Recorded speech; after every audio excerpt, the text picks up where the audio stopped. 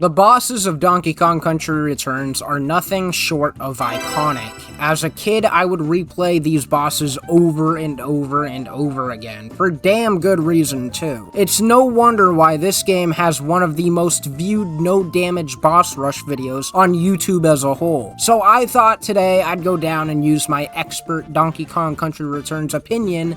I promise I'll never say that again. So I thought I'd go down and rank every single boss of Donkey Kong Country Returns from worst to best. To all 2 people wondering, no, I am not counting the triple cannon blast at the end of World 9-9 as a boss fight. With all that said, let's get right into ranking.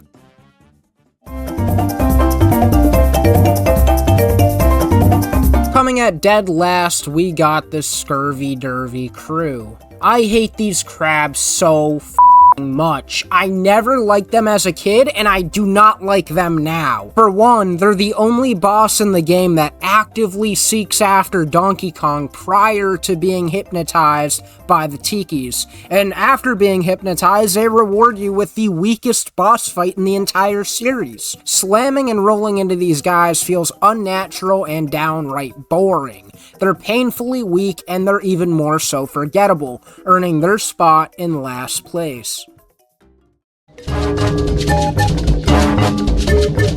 Although not as bad as the Scurvy crew, the Mango Ruby boss fight of World 5 is one that absolutely petrified me as a kid. I don't even know why, but the way it chases you around the stage just gave me a wild, unmatched adrenaline rush of fear as a kid. Even now, I find this boss to be a little chaotic, which is not at all a bad thing. It's a decent, albeit frustrating boss fight that I often forget about. I don't really find myself replaying this fight a lot, at least not compared to the rest, so I really can't rank it any higher than number 7. I also think having a giant enemy spider boss would have been a way better idea for World 5, as it would have continued off of the Muncher Marathon level right before the fight. But as it stands, Mango Rupee is actually a pretty good boss fight, just far from the best.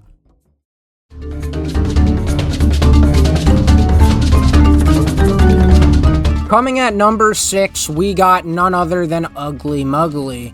This is ironically one of my favorite first boss fights in any video game ever. I love everything down to his iconic introduction and the dramatic snapshots of pain you get to witness after defeating him. The boss fight itself is very simple in concept, but extremely replayable, as his attack patterns and phases are nothing short of memorable and, dare I say again, iconic. I often find myself speedrunning this boss fight just because that's how fun it really is. And if I'm being honest, Muggly is just a great character.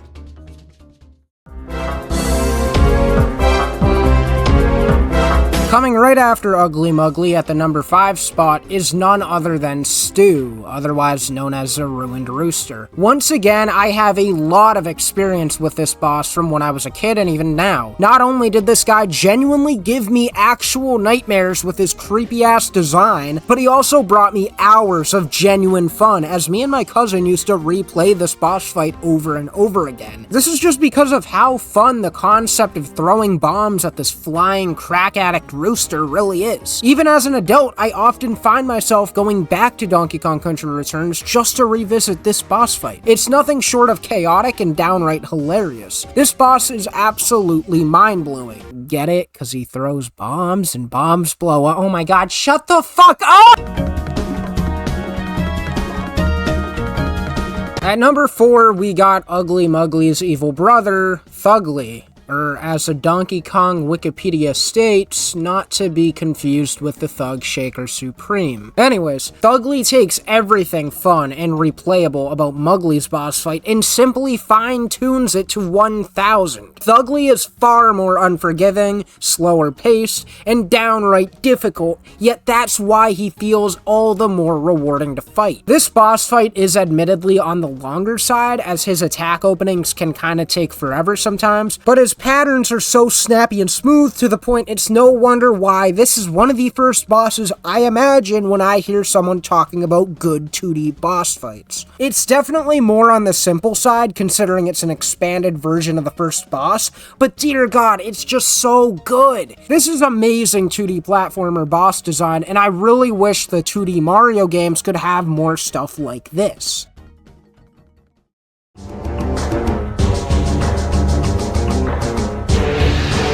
We have now officially made it to the final 3, the greatest bosses of Donkey Kong Country Returns, and at 3rd place we have the final boss of the game, Tiki Tong. Now, Tiki Tong is actually a boss fight and character I always hear people downplay, and it honestly really saddens me, because not only is he my personal favorite Donkey Kong villain, but his boss fight is downright cinematic. It all begins with Donkey Kong barrel blasting himself through one of the most adrenaline-inducing high-speed vertical levels for any first playthrough, dodging buzzsaws, pillars, and even killer blimps. But when you finally arrive to the tower's opening, that's where you meet the mastermind of the whole operation, Tiki Tong. Despite his simple Rayman-esque design, this guy is freaking tough. He'll slice you, whack you, laugh at you, headbang you, spit on you. He's downright brutal, and his attack patterns, although pretty adaptable and simple for a final boss,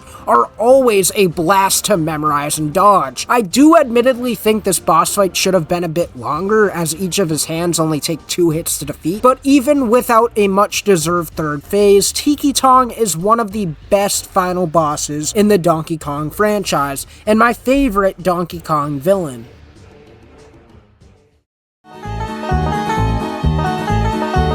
Chaotic is a term I've thrown around this entire video, but no boss does this term quite the same as my number 2 spot, Mole Miner Max. This boss stems from what is already the most chaotic and unforgiving world in the game, a world where every level sees Donkey Kong going at high speed, risking his life in some sort of cheap makeshift vehicle. But Mole Miner Max takes this concept to the next level. Upon getting hypnotized, he goes on this life-ending mission to drive his driller into a bottomless pit not too far away. And as he's doing this, his lackeys help him out. It's up to Donkey Kong to prevent Mole Miner Max from doing something he will surely regret, even if it means beating his ass. This boss has 0 dull moments. At the very start, you're on a steep small minecart chasing after the drill as Max's lackeys are throwing shit at you, and upon catching up, they give you a game of whack-a-mole before all the carts just start breaking one after the other, killing all the moles on them, rinse and repeat. And as this chaotic cycle continues with high adrenaline music blasting in the background, you reach Max himself. And as you reach this oversized, insecure mole, you play another heart-pumping game of whack-a-mole. Instead of the usual 3 hits, Max takes 4 hits to be defeated. But once he is defeated, Donkey Kong stops the train right in time before the giant mole has a chance to unknowingly end his own life, drawing a conclusion to the most purely chaotic and most replayable boss fight in Donkey Kong Country Returns. One of the best ones in the series, no questions asked.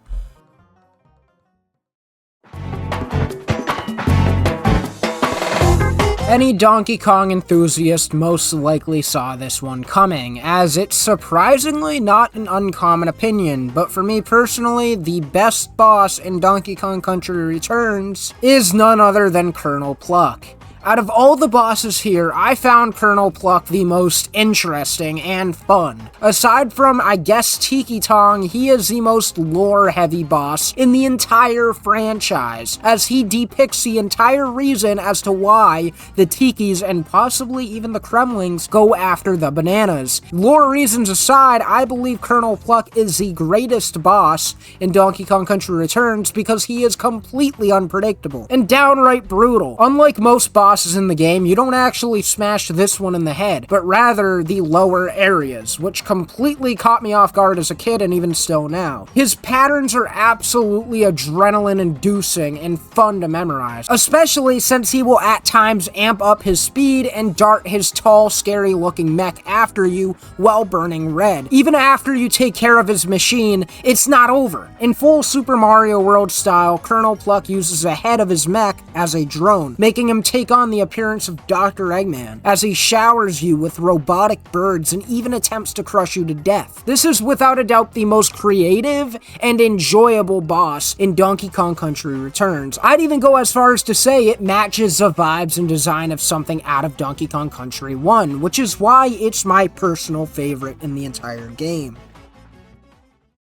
And there you have it. Every Donkey Kong Country Returns boss ranked from worst to best. This was a very fun and nostalgic list to go through. If you disagree or even agree with some of my choices, make sure to let me know your rankings in the comments below. And be sure to also like and subscribe for more Donkey Kong content, as I love talking about all things Donkey Kong. With that all said, I will see you guys next time. Oh my god, this list is terrible! I forgot about Squid again!